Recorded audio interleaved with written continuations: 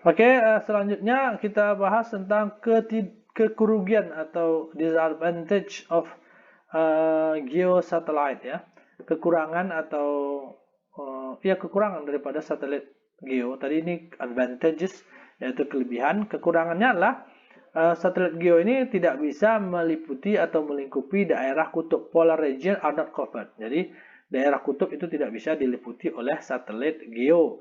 Kenapa? Karena daerah kutub itu terlalu tinggi. Jadi kalau kita lihat geo itu seperti ini, mana ya? Kita lihat, ini satelit geo. Ini kutub di sini. Ini kutub di sini. Maka pancaran sinyalnya kan, gitu, terhalang, tidak sampai ke atas ini, tidak sampai ke sisi sini. Sehingga orang di sini tak nampak di satelit ini. Sehingga satelit geo ini cuma bisa melingkupi wilayah di posisi di sini gitu, tidak bisa melingkupi daerah kutub. Nah, itu kekurangan daripada orbit geo ya. Jadi polar region are not covered. Kemudian dia memiliki high altitude means large FSPL. Jadi karena dia memiliki ketinggian yang sangat tinggi, jadi tadi kita lihat yang paling tinggi itu kan orbit geo, maka efeknya dia akan memiliki free space loss yang besar pula. Kita sudah mempelajari kemarin di seluler free space loss rumusnya adalah 32,45 tambah 20 log D. D itu jarak dalam kilometer, tambah 20 log F dalam megahertz frekuensi. Nah, 20 log D dalam kilometer, maka semakin jauh jaraknya, maka akan semakin besar juga free space loss-nya. Typically biasanya free space loss untuk satelit geo ini adalah sekitar 200 dB. High altitude, ketinggian yang sangat tinggi, menghasilkan juga kekurangan berupa adanya delay perambatan sinyal yang jauh, yang panjang gitu. Karena sinyal itu kan dia merambat membutuhkan waktu. Kalau jarak dari bumi ke satelit itu cukup jauh, maka dia memerlukan waktu yang cukup banyak untuk merambat dari bumi ke satelit, kemudian merambat lagi dari satelit ke bumi lagi. Sehingga akan terjadi delay komunikasi yang cukup signifikan pada orbit satelit geo ini. Kemudian require higher transmit power. Jadi kekurangannya juga adalah satelit geo ini membutuhkan daya transmisi yang lebih besar. Kenapa lebih besar? Dia harus mengirimkan sinyalnya dari satelit ke bumi dengan jarak yang jauh. Oleh karena itu, dia membutuhkan daya yang lebih kuat untuk mengirimkan sinyalnya ke bumi. Kalau tidak lebih kuat, kalau lemah sinyal yang dikirimkannya kurang kuat, maka sinyal itu tidak sampai ke bumi. Dan dia membutuhkan juga receiver atau penerima yang sensitif. Yang sensitif itu maksudnya yang bisa membaca sinyal yang diterima, walaupun sinyal yang diterima itu memiliki daya yang sangat rendah.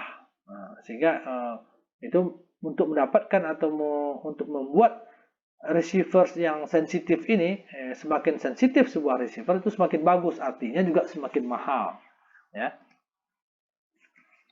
Nah, inilah gambaran satelit geo. Ini kutub, dia bisa 3 buah satelitnya bisa melingkupi seluruh permukaan daripada bumi, tapi tidak pada daerah kutub. Ini adalah spesifikasi daripada satelit geo. Saya rasa ini terlalu teknis ya. Kalian boleh baca, boleh tidak, tapi ini hanya sebagai pengetahuan tambahan saja.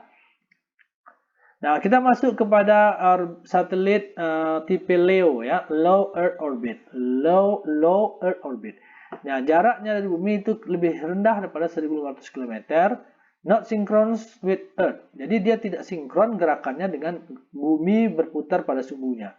Jadi dia lebih cepat lagi dibanding bergerak mengitari bumi dibandingkan bumi berputar pada subuhnya, sehingga dia secara relatif nampak bergerak dari bumi. Jadi kalau kita lihat satelit itu, kalau bisa kita melihat satelit itu di atas sana, maka kita akan melihat satelit itu seperti bergerak, seperti pesawat gitu, bergerak. Pesawat yang jaraknya jauh di atas tuh, nampak dia bergerak gitu, berpindah tempat. Kenapa? Karena gerakan yang mengelilingi bumi itu lebih cepat dibandingkan bumi berotasi pada sumbunya. Sehingga dia tidak sinkron, beda dengan geo tadi. Kalau geo dia sinkron gerakannya dengan gerakan dia mengelilingi bumi sinkron dengan gerakan bumi berrotasi pada sumbunya, sehingga satelit geo dilihat dari bumi nampaknya dia tetap gitu, tidak bergerak, walaupun sebenarnya dia bergerak. Nah, typical LEO satellite takes less than 2 hours to orbit the Earth. Jadi biasanya satelit LEO itu memerlukan kurang dari 2 jam untuk mengelilingi bumi gitu. Which mean, yang artinya sebuah satelit satu buah satelit is in view of ground for only a few minutes. Jadi artinya apa? Karena kalau dia cuma membutuhkan waktu 2 jam untuk mengelilingi bumi, itu artinya kalau kita lihat dia dari bumi, dia seperti dia cuma terlihat sebentar saja dari permukaan bumi, cuma nampak dari bumi itu sekitar beberapa menit saja gitu. If transmission takes more than few minutes that only one satellite is in view, LEO system must end off between satellite to complete the transmission. Jadi ketika transmisi membutuhkan waktu lebih banyak, jadi ketika komunikasi atau pengiriman data itu membutuhkan waktu lebih daripada beberapa menit, maka sebuah satelit itu harus melakukan perintah hand off, artinya dia memindahkan urusannya kepada satelit yang lain untuk menyelesaikan transmisi datanya. Karena dia cuma berada beberapa menit saja di atas permukaan bumi, nampak dari bumi. Sehingga kalau komunikasi yang membutuhkan waktu yang lebih panjang daripada itu, maka dia membutuhkan proses hand off. Itu yang kita bahas tadi, handover, ya kan. Nah, hand off can be accomplished by relaying signal between satellite and various ground station. Jadi hand off bisa diselesaikan, bisa dilaksanakan by relaying, dengan merelay sinyal antara satelit dan beberapa bermacam-macam stasiun bumi, atau dengan komunikasi antara satelit mereka menggunakan link antar satelit. Biasanya low Earth orbit ini digunakan untuk Earth imaging, ya, untuk memoto permukaan bumi. Remote sensing, ya, memoto permukaan bumi itu satelit, biasanya satelit apa itu? Satelit untuk cuaca, untuk mengetahui keadaan cuaca di atas permukaan bumi. Dia juga digunakan untuk memoto permukaan bumi, misalnya untuk remote sensing, ya, untuk mengetahui bentuk permukaan bumi. Misalnya satelit yang digunakan untuk memoto permukaan bumi, misalnya untuk aplikasi Google Earth, ya. Kalau kalian pernah membuka aplikasi Google Earth, kalian akan tahu bahwa permukaan bumi itu nampak dari atas seperti apa gitu. Nah, gambaran yang ada di Google Earth itu didapatkan dari satelit, foto yang diambil oleh satelit yang di atas. Nah, satelit yang memoto permukaan bumi itu tidak boleh satelit yang nampaknya tetap dari bawah, tetapi satelit itu harus bergerak mengelilingi bumi lebih cepat daripada bumi itu berputar pada sumbunya, sehingga dia bisa berpindah-pindah dari satu daerah ke daerah lain. Nah, itulah biasanya LEO ini digunakan untuk remote sensing, ya, untuk Earth imaging, biasanya untuk Google Earth, misalnya contohnya lagi untuk satelit mobile, satelit yang bergerak, ya. Iridium, telepon satelit, dan lain sebagainya. Untuk melihat satelit yang gunanya juga untuk melihat kebakaran hutan dan sebagainya.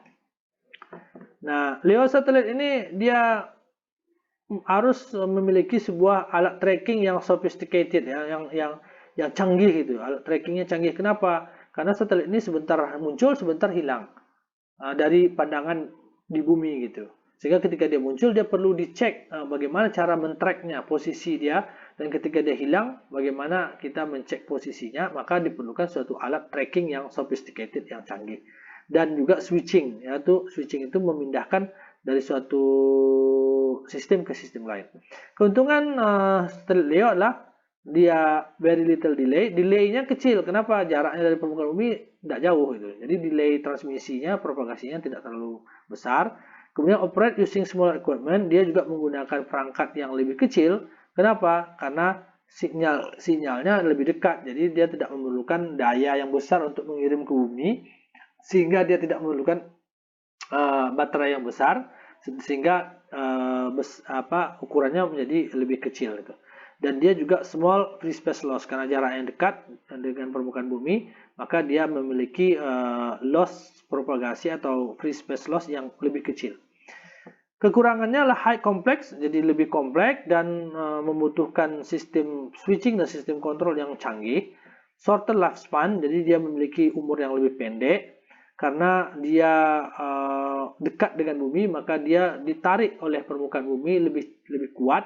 Sehingga untuk mengatasi gaya tarik bumi, dia harus memiliki gaya sentripetal tolak ke atas lebih besar.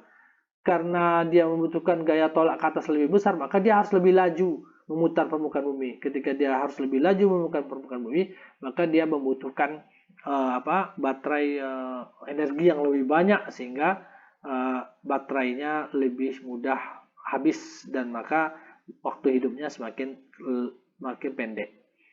Juga dia membutuhkan handover, jadi perpindahan urusan dari satu satelit ke satelit lain.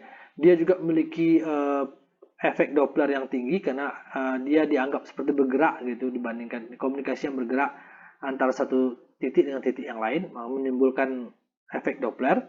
Kemudian LEO satelit itu membutuhkan banyak satelit untuk mengcover permukaan bumi seluruhnya. Kalau Geo tadi cuma 3 kan, nah LEO ini membutuhkan sampai beberapa puluh buah satelit untuk mengcover permukaan bumi karena posisinya yang rendah dari bumi. Baik, kita lanjutkan lagi ke video berikutnya.